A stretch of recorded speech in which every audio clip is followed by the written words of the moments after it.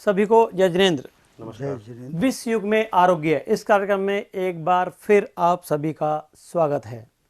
आज हम scientist RN Verma जी और डॉक्टर संजीव मिश्रा जी के साथ पुनः एक बार फिर बात करेंगे हमारे जीवन में उपवास का क्या महत्व है और उपवास का अर्थ क्या है। साइंटिस्ट RN वर्मा जी, जिनके बारे में मैं पहले भी कई एपिसोड्स में बता चुका हूँ, ये महान वैज्ञानिक है। जब भारत का पहला एटम बम बना था उस टीम में ये शामिल थे, उस टीम के ये सदस्य थे और बिना ऑपरेशन के जो घुटना इन्होंने बनाया, जो दर्द दूर किया, उसका पेटेंट भी आज इनके पास है। ये ऐसे भारत के पहले वैज्ञानिक हैं। मैं वर्मा जी से बात करूंगा आज उपवास की कि वर्मा जी, उपवास का हमारे शरीर पर क्या अर्थ होता है, यानी उपवास का अर्थ क्या है सही मायने में बताएं। उपवास का अर्थ है उपवास, भगवान के सानिध्य में वास करना। क्यों करना? क्योंकि भगवान के सानिध्य में हमारे में सद्गुण जागृत होते, दुर्गुण लुप्त होते।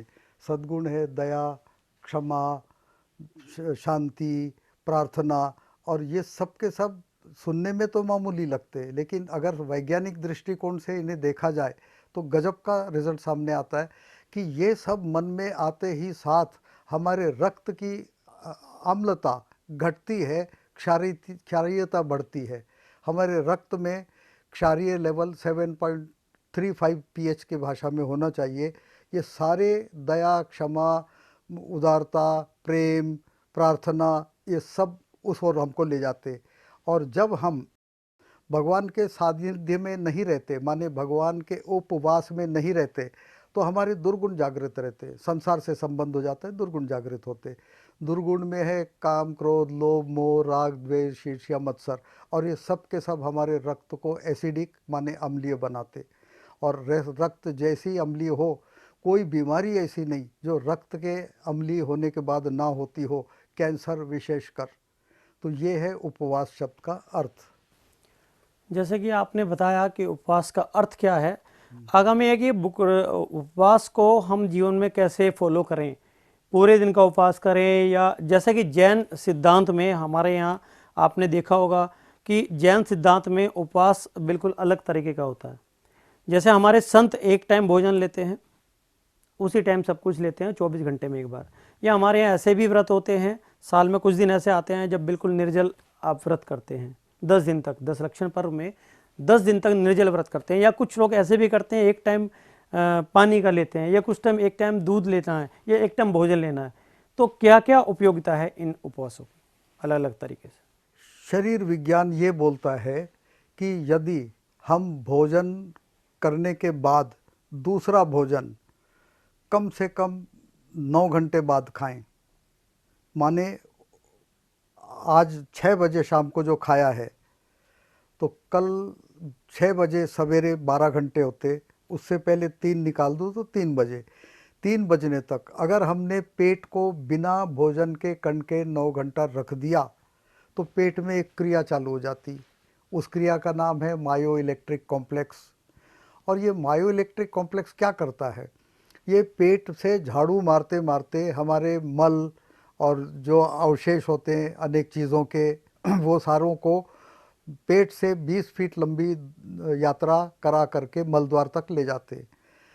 अगर इस 9 घंटे के बीच में हमने अनाज का एक कण भी डाल दिया तो ये क्रिया रुक जाएगी। जैसे मैंने पिछले एपिसोड में कहा कि रोड रिपेयरिंग चालू है, एक वहाँ से ट्रक चला गया तो रिपेयर की और रोड फिर ख़राब हो जाएगा, तो ये रुक जाती। क्यों रुकती है?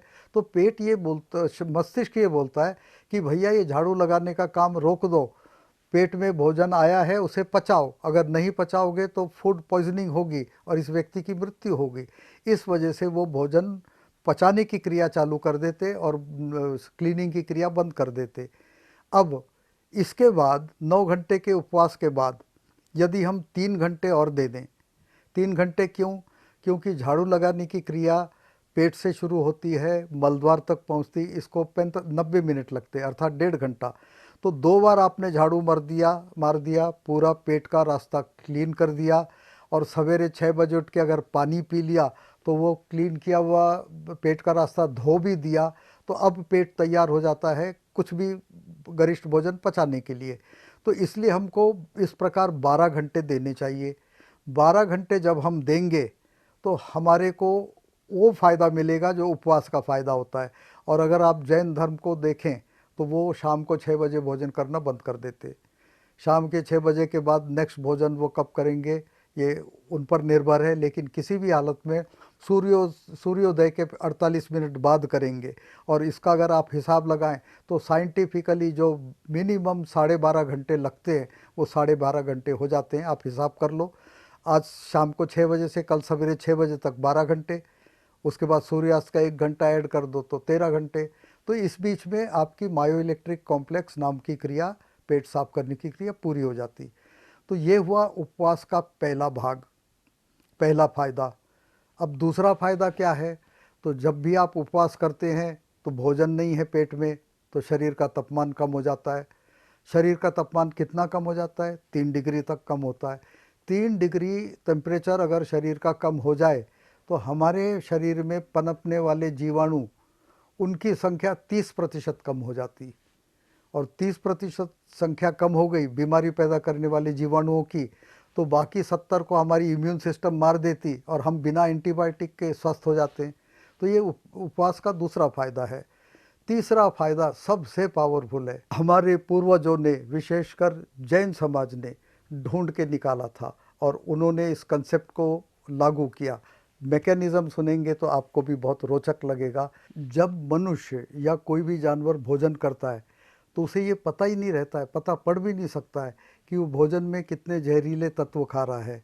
जैसे कैडमियम है, मर्क्यूरी है, आर्सेनिक है, बिस्मुथ है, ऐसे अनेक तत्व हैं जो विषैले हैं, जो शरीर के लिए घातक विष हैं।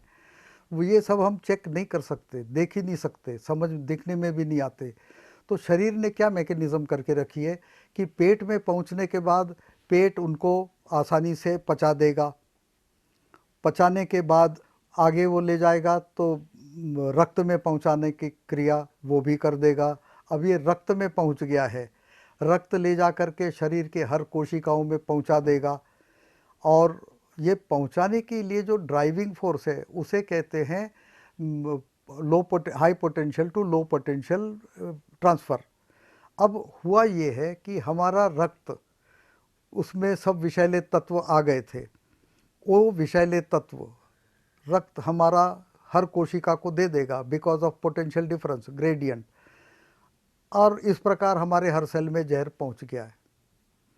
अगर आपको इसको निकालना है तो कोई केमिकल ऐसा नहीं है, कोई विज्ञान, कोई सर्जरी ऐसी नहीं है कि जो हर सेल में से जहर निकाल करके अलग कर दे।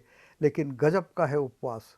उपवास करते हैं, भोजन बंद हो जाता है, उस रक्त में जो जहर है उनकी कमी हो जाती है। ऐसा रक्त जिसमें अब कैडमियम, आर्सेनिक, बिस्मुथ, मरकुरी नाम के विष नहीं है, जब कोशिका के नज़दीक पहुंचता है तो उस समय सिचुएशन विपरीत बन जाती। अब रक्त के पास जहर कम है और कोशिकाओं के पास जहर ज़्यादा है।